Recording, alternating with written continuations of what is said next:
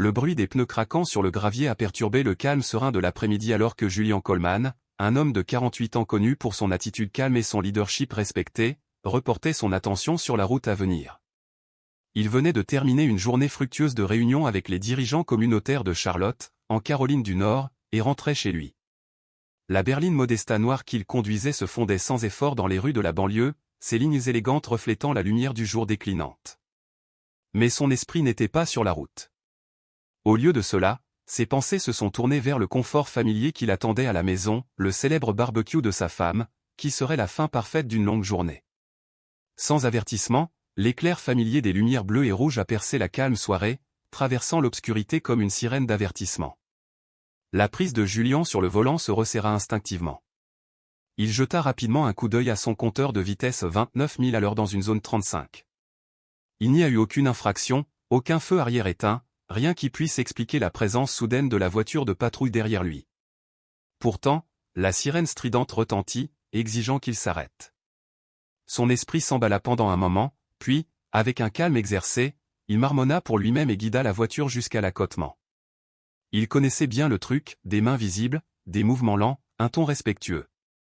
C'était une routine qu'il maîtrisait, non pas parce qu'il avait fait quelque chose de mal, mais parce qu'il avait appris à ses dépens que dans des moments comme celui-ci, les apparences comptaient plus que tout.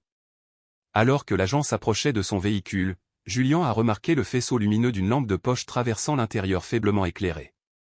Les démarches de l'agent étaient rapides et ciblées. Julian fit une pause, son esprit vacillant momentanément de suspicion. Sa main bougeait lentement, racontant chaque pas, alors qu'il cherchait sa boîte à gants. « Je vais m'inscrire maintenant. Mon permis est dans mon sac, je l'aurai dans un instant », a-t-il expliqué calmement. L'officier, cependant, n'a pas répondu et s'est contenté de rester là, sa posture se raidissant alors qu'il attendait. « Sais-tu pourquoi je t'ai arrêté ?» a demandé l'officier, d'un ton plat mais inquisiteur. La question, bien qu'apparemment rhétorique, resta en suspens avant que Julian puisse répondre. « Vous faisiez un écart dans la voie venant en sens inverse », a poursuivi le policier. Julian fronça les sourcils, légèrement plissés. « Respectueusement, monsieur, ce n'est pas vrai. Je ne traversais pas dans l'autre voie. Ma caméra de tableau de bord peut vérifier ma version des événements. » L'officier l'interrompit d'un geste sec. « Caméra embarquée ? Elle nous accompagne comme preuve. Sortez du véhicule. » Julian cligna des yeux de surprise. L'escalade a été soudaine et inattendue. « Y a-t-il un problème, officier ? » Je coopère pleinement, a-t-il déclaré, essayant de garder son sang-froid. La mâchoire de l'officier se serra. J'ai dit de sortir du véhicule. Maintenant. L'estomac de Julian se retourna sous la force de l'ordre, mais il déboucla sa ceinture de sécurité, son esprit tournoyant d'incrédulité. Un autre policier s'est rapidement approché, attrapant le bras de Julian et le tirant vers la voiture de patrouille. « Est-ce nécessaire ?» demanda Julian, d'une voix ferme mais teintée de frustration. « Je n'ai rien fait de mal. »« Je n'ai rien fait de mal », se moqua le copilote, la voix débordante de dédain. « Tu veux jouer à ce jeu ? Très bien pour moi. » Le métal froid des menottes mordit les poignets de Julian et ses pensées s'affolèrent alors qu'il essayait de donner un sens à la situation. Ce n'était pas seulement un malentendu, c'était un acte de discrimination raciale pure et simple. Alors que les policiers le poussaient à l'arrière de la voiture de patrouille, Julian regarda la rue calme. Les voisins regardaient derrière leurs rideaux, leurs silhouettes soulignées par la douce lueur des lumières du porche, mais personne ne s'avançait. Cependant, ce n'était pas la fin. Les policiers n'avaient aucune idée de qui ils venaient d'arrêter et Julian n'avait pas l'intention de garder le silence longtemps. La voiture de patrouille grondait légèrement en avançant dans la rue, mais Julian n'était pas concentré sur le paysage qui défilait. Au lieu de cela, son esprit était aux prises avec l'absurdité de la situation. Les deux officiers devant bavardaient, inconscients de l'injustice qu'ils venaient de commettre. Daniels, le plus jeune officier, jeta un coup d'œil à Julian dans le rétroviseur, son ton débordant de condescendance. « Quelle est ton histoire, hein ? Une fuite de drogue de fin de soirée, ou juste ici pour essayer de semer le trouble ?» Julian croisa le regard de Daniels avec un calme inébranlable. « Je suis juste un homme qui essaie de rentrer à la maison. » Bien sûr, fut la réponse bourrue de l'autre officier, l'agent Red, un homme plus grand et costaud. Nous entendons cela tout le temps. Les conducteurs imprudents ont toujours une excuse. Julien se mordit la langue, sachant que discuter maintenant ne ferait qu'aggraver la situation. Bienvenue dans notre humble demeure, ricana Red, la voix empreinte de moquerie. Tu vas rester ici pendant un moment. Est-ce que je suis accusé de quelque chose? Demanda froidement Julien en frottant ses poignets endoloris. Le sourire suffisant de Reed s'élargit. Nous vous le ferons savoir une fois que nous aurons compris. Restez assis. Bientôt, Julien se retrouva dans une petite cellule froide. La porte se referma derrière lui et le son résonna dans l'espace stérile et vide. Assis sur le banc métallique, il essayait de calmer ses pensées. Des années de travail dans le domaine de la justice et de l'équité, luttant contre les abus de pouvoir, l'avaient désormais mis face à face avec le système même qu'il avait mis tant de temps à essayer de changer. À l'extérieur de sa cellule, les deux policiers se tenaient près d'un bureau, leur voix basse remplie d'amusement alors qu'ils fouillaient les documents de Julien. Rien d'inhabituel ici, remarqua Daniels, la voix teintée d'une légère déception. Ça n'a pas d'importance, répondit Reed avec un sourire. On trouvera quelque chose. Les gars comme lui ont toujours des squelettes dans leur placard. Julien restait immobile, le visage indéchiffrable. Il n'était pas en colère, mais il calculait. Il savait que ce n'était pas la fin. La patience lui permettrait de s'en sortir. Les heures s'éternisaient et des agents passaient occasionnellement, jetant des regards curieux à l'homme dans la cellule. Aucun d'eux ne semblait le reconnaître, mais Julien n'était pas surpris. Il avait pris ses nouvelles fonctions il y a seulement 3 semaines et était encore un visage inconnu. Finalement, juste au moment où les premières lueurs de l'aube commençaient à peindre le ciel de douces teintes orange, Julien entendit des pas approcher. Une nouvelle silhouette apparut devant sa cellule, une femme à l'air sévère avec un air d'autorité. Son insigne indiquait lieutenant Morgan et sa présence imposait immédiatement le respect.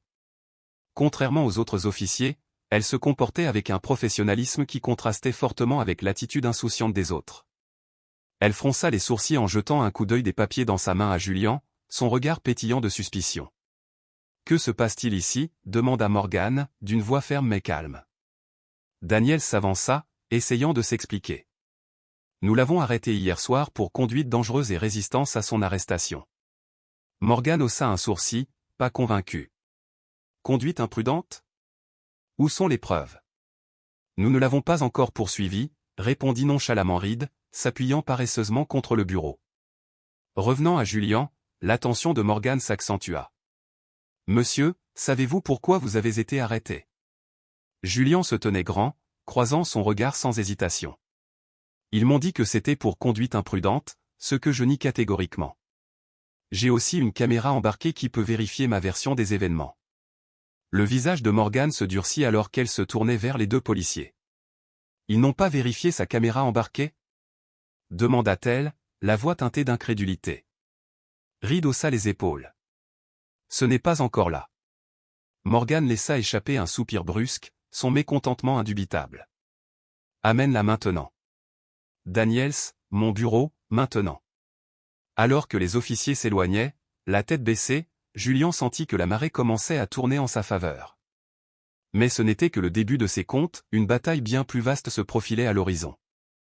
Le métal froid et dur du banc s'enfonça dans le dos de Julien alors qu'il était assis dans les limites de sa cellule, observant le chaos contrôlé du commissariat. Le temps semblait s'étendre à l'infini, ponctué uniquement par le bruissement des papiers ou les conversations étouffées en arrière-plan. Malgré le calme qui l'entourait, son esprit était loin d'être calme. Il rejouait en boucle dans sa tête les événements de la nuit précédente, comme un film en boucle. Chaque mot dur, chaque escalade injustifiée était un rappel flagrant des problèmes systémiques profonds qu'il avait passé des années à lutter pour éradiquer.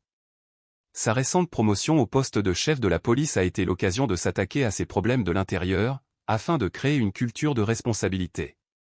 Mais maintenant, il était là, piégé dans le même système injuste qu'il avait juré de démanteler. Un bruit de pas le tira de ses pensées. Le lieutenant Morgan revint, une tablette à la main. Les images de la caméra embarquée, dit-elle sèchement, sa voix étant un mélange d'autorité et de professionnalisme.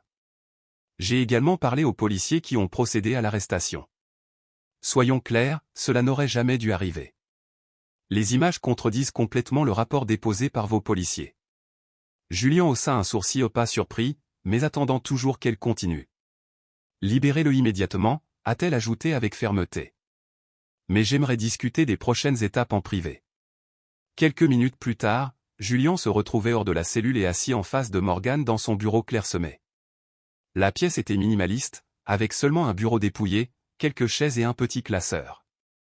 Aucune distraction. Pas de fioritures inutiles. Juste des affaires. Je vais déposer un rapport contre Daniels, monsieur, commença Reed, croisant soigneusement ses mains devant lui sur le bureau.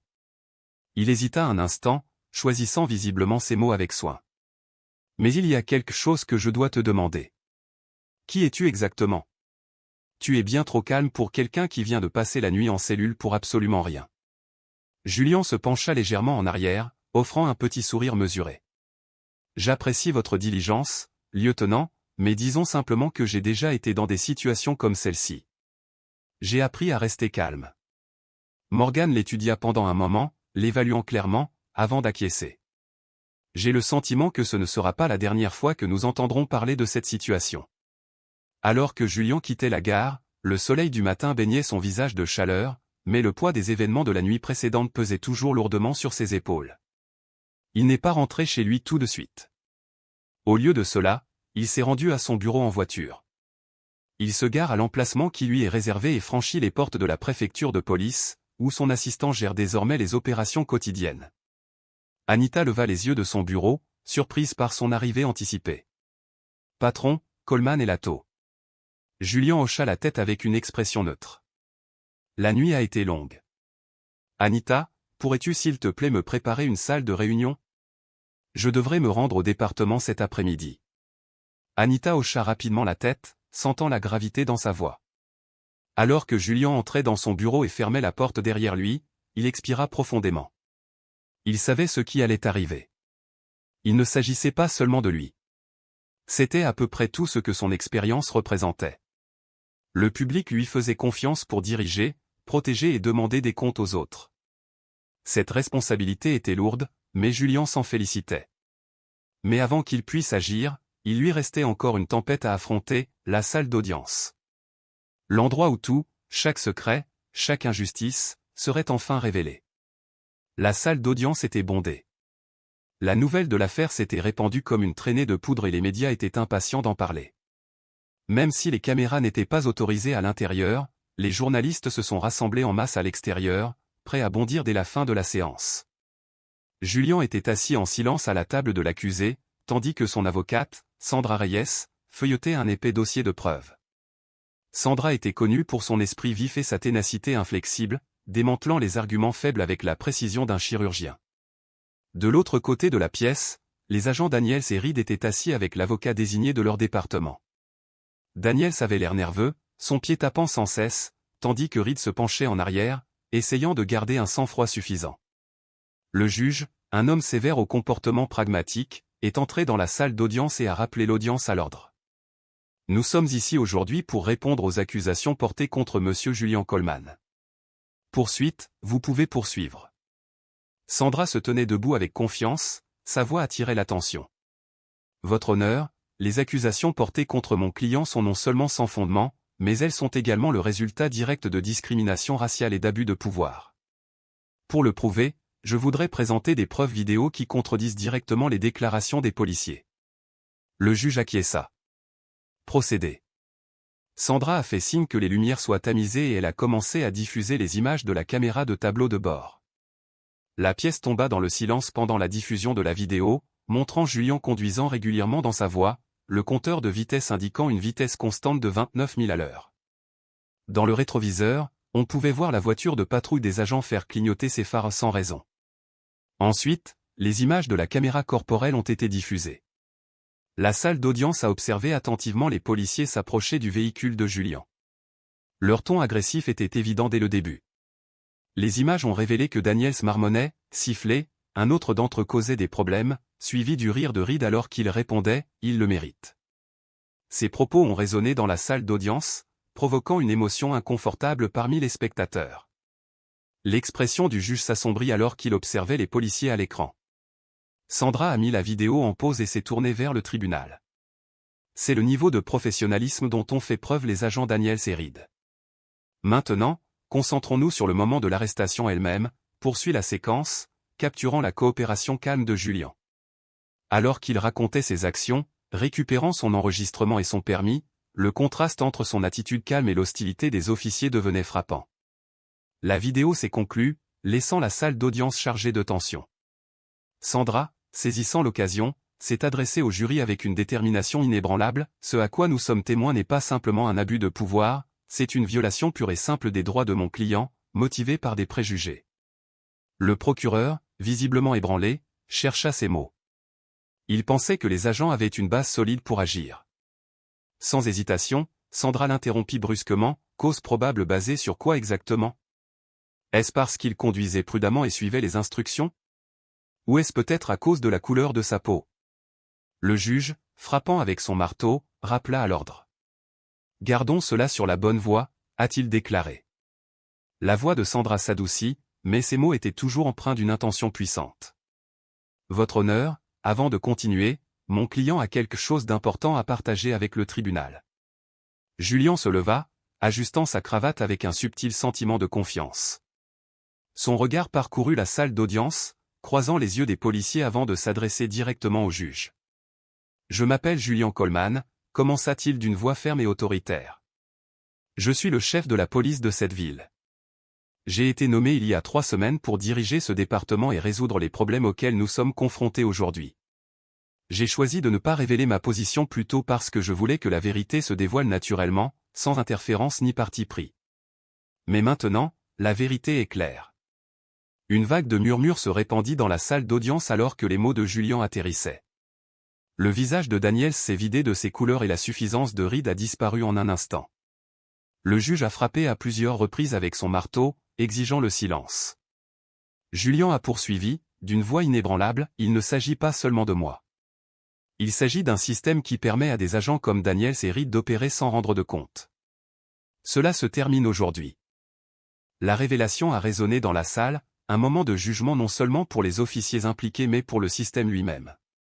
La tension était palpable alors que Julien retournait à sa place, ses paroles s'attardant dans l'air comme une tempête sur le point d'éclater. Daniels et Reed restèrent figés, leurs expressions trahissant un mélange de choc et d'appréhension. Le juge a demandé une brève suspension, permettant à la gravité de la situation de s'installer. À la reprise de la séance, l'atmosphère avait radicalement changé. L'accusation est restée silencieuse, sans autre argument. Le juge, d'un air définitif, a rejeté toutes les accusations portées contre Julien. Mais ce n'était que le début d'un mouvement plus vaste. Alors que Julien quittait le palais de justice, il a été immédiatement entouré par une foule de journalistes, des caméras clignotantes et des microphones pointés vers lui. Chef Coleman, avez-vous une déclaration concernant l'affaire? A crié un journaliste au-dessus du chaos. Julien leva la main, faisant signe de se taire. La foule tomba dans une attente feutrée. Cette affaire ne concerne pas que moi, commença Julien, d'une voix ferme et résolue. Je m'engage à bâtir un ministère qui défend l'intégrité et l'équité. En tant que citoyen, je continuerai de me battre pour la justice, non seulement pour moi, mais pour nous tous. La frénésie médiatique s'est intensifiée, mais Julien est resté calme, concentré sur la situation dans son ensemble. Les conséquences pour les agents Daniels et Reed ont été rapides. Ils ont été immédiatement suspendus dans l'attente d'une enquête interne. À mesure que les images de l'incident se sont répandues dans les médias, l'indignation du public s'est accrue, déclenchant des protestations et des appels à des réformes. Les dirigeants communautaires se sont rassemblés pour exiger une plus grande transparence et une formation plus complète pour les agents du département. Le leadership de Julien a pris une signification nouvelle et profonde. Il a convoqué une réunion d'urgence, réunissant tous les policiers au commissariat pour une discussion cruciale. Debout devant eux avec une conviction inébranlable, il s'adressa à la salle. Ce qui m'est arrivé la nuit dernière n'était pas un incident isolé, a déclaré Julien en scrutant la pièce des yeux.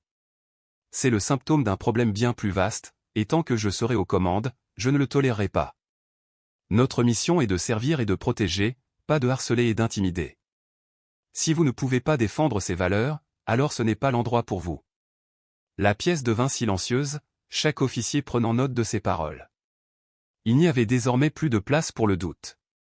Au cours des semaines suivantes, Julien a mis en œuvre des réformes radicales, une formation obligatoire sur les préjugés, une surveillance plus stricte et un système de signalement anonyme des fautes professionnelles des agents n'était qu'un début.